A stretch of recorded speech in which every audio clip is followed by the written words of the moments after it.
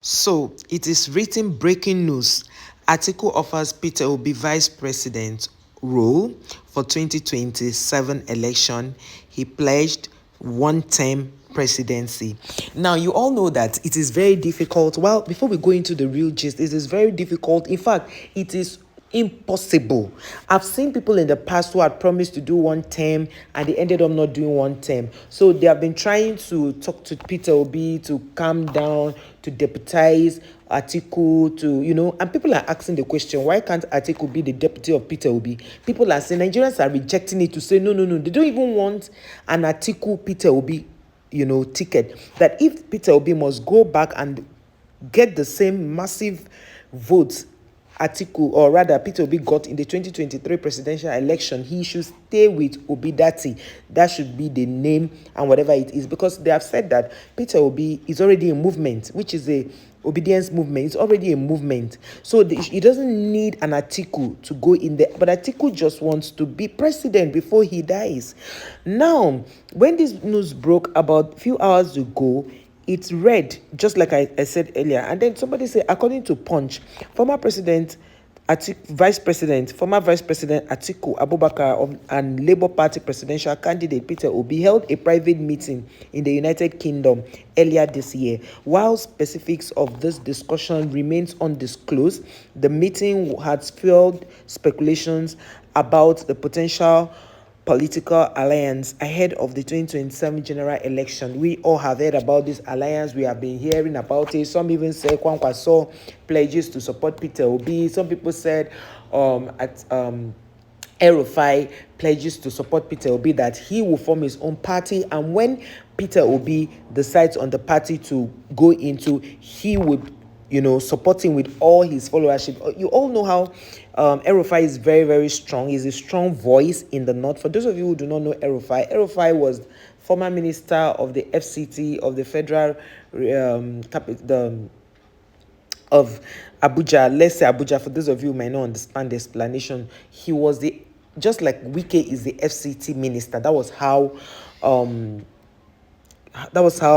Erufai was before he became governor of Kaduna State. Now, Erufai as governor, people had so many things to say about him, that he didn't do well, he didn't treat the Christians well.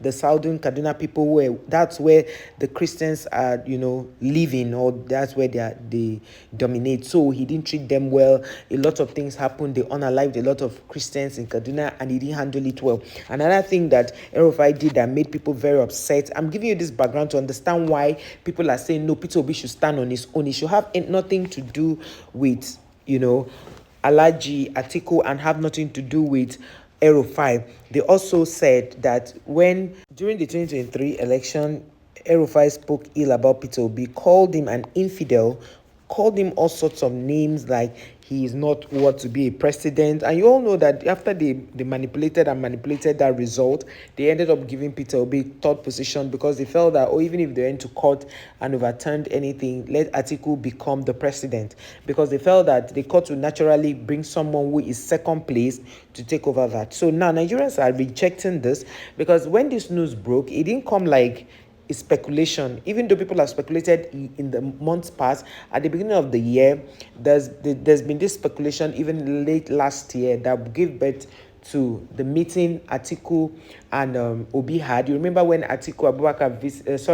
when Peter Obi visited Atiku Abubakar and they had a meeting, people came in, it was his birthday that period, and he went to his country home to visit him.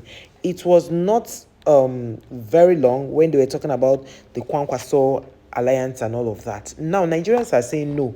A Peter Obi and Dati is what they want. They don't want any alliance with the former vice president. And the former vice president had told him, because he knows that Peter Obi has the crowd. Peter Obi has a crowd, and he has looked at it holistically to say that even though people feel that Atiku Abubakar is one person who has so much crowd, as time goes on, a lot of people defect, a lot of people shift loyalty and all of those things. And this is one thing that, makes me surprised, how people are jubilating that people are defecting to APC. Now, in Cross River State, let me use Cross River State as a point of reference to what is actually happening in the political landscape of Nigeria. You discover that a lot of people are jubilating, posting on social media as a form of mockery to the PDP and the Labour Party and whatever other party is existing in Nigeria, to say that people are defecting to their party. But one of the things that used to surprise me is when they jubilate like this, that people are defecting to their parties, and they later on become so sober when these people take over their positions. Now, how do they take over their positions? Now, if you have been in the party from the inception of APC, you discover that there are people who are called party loyalists. They've been in the party long enough to ensure that the party moves and they do all their things. Now, people who defect are being promised different positions. So now, immediately they defect, they give them ticket, automatic ticket. So what they now do is, in order for them to give them that automatic ticket, they don't conduct primaries, or better still, they conduct primaries, but they make it in a very shabby form where the person who they have already elected is the one that takes over the ticket. Now they do the shabby one so that the electoral body, that's INEC, will just come to see that there's formality, they've just done it, but within them they already know that they sold their votes, that kind of thing. So now you see that after the election, or they've given these people the automatic ticket, and then they go in and win this election, these people begin to grumble because, number one, once they give them this ticket, they are no longer relevant to the party, quote and unquote. They're no longer relevant in the sense that they've already done their bidding, they've already given them the reason why they were brought into the party, and then these people who have been the party loyalists now become irrelevant, redundant, like they don't even pick their calls. So now, while that's why I'm putting out, I even made a post earlier today on Facebook. I said, while you are rejoicing that somebody is joining your party, also do not cry when these people come to take over all the tickets, because normally that's what happens. It's a case that is something that happened even in my state, where all the tickets were given to people who had just defected into APC from PDP. These things happen. So while they are rejoicing, and this is why Nigerians are saying no, because when this news broke, they say, oh, Peter Obi had agreed to be the the vice president of Atiku, and people are like, Peter Obi, you can't do that. And you know for sure, guys, we are only saying this because of the news that broke, right? We will wait until Peter Obi comes on board to clarify the air, to say, because I like Peter Obi for one thing, he is the man of the people, and Peter Obi is somebody that likes to explain things. He will come out and speak about it. Peter Obi is not one politician that likes to keep things under wraps, especially things that have to do with his integrity and also what he stands for, which is fairness and justice and equity.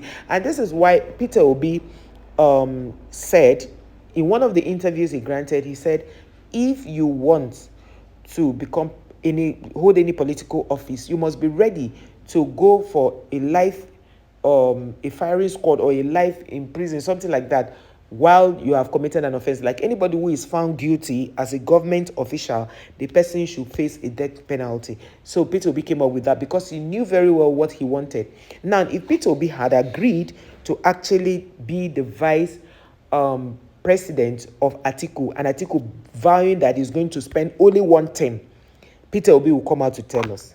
Because a lot of us are his supporters. A lot of us loved Peter Obi more than some people have alleged that Peter Obi has agreed to deputize El-Rufai, which Nigerians have rejected it. You see, one thing with Nigerians is that if they see, no matter how good you are, once they see you dining with the devil, they cut you off. So Peter Obi, is high time he stood on his own and did what he was doing in the past and, gets his mandate, or he goes with the devil.